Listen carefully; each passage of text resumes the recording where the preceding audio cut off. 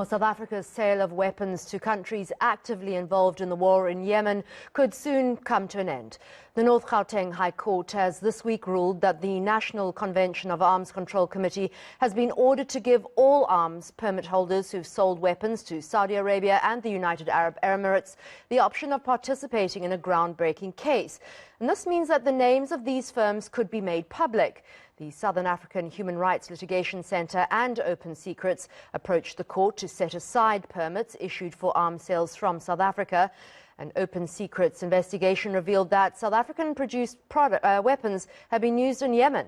Well, to tell us more, we're joined by Michael Marchant, Head of Investigations at Open Secrets. Michael, thanks so much for joining us. You know, the National Conventional Arms Control Committee was given 7 days to tell all firms that either hold or have applied for permits to transfer arms to Saudi Arabia and the UAE about the case. What does this mean for South Africa's sale of items to these countries? Good morning, Annika. It means that we're one significant step closer to, as you say, ending this trade. And so by means of background, we have been engaging with the NCACC for months now to try and get the identity of those permit holders so that they can be joined to the main case or main application, which seeks to set aside those permits for export on the basis that there are real legitimate concerns about crimes against humanity and violations of international law in Yemen. However, we could not proceed with that case until we could join those permit holders, because obviously they have a clear interest in the case.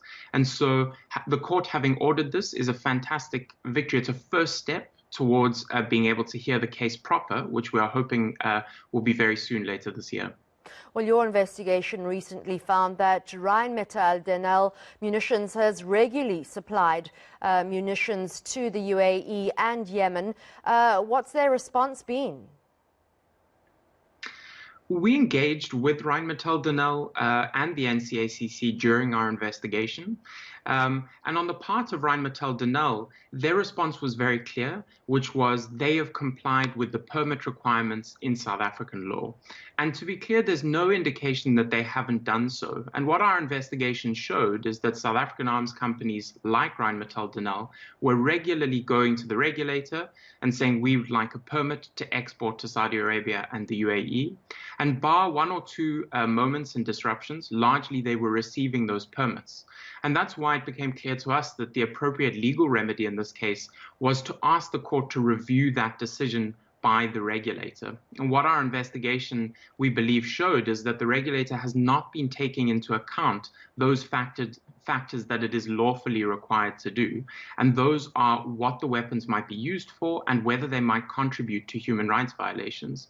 And the evidence before our authorities is very clear and in the public domain that there was widespread allegations of violations of international law and human rights in Yemen by Saudi Arabia and the UAE, including the very worst targeting of civilians and the use of starvation as a weapon of war that has driven Yemen to be likely the worst humanitarian catastrophe currently facing the world. Michael, before we wrap up, how is this landmark case expected to impact South Africa's weapon sales to other countries who are accused of violating human rights? We're hoping that it's a crucial case that sets the precedent that the NCACC has to take these elements into account. You know, our law was designed to make a break with our apartheid past, to stop South Africa becoming complicit or playing a role in these types of terrible conflicts and violations around the world.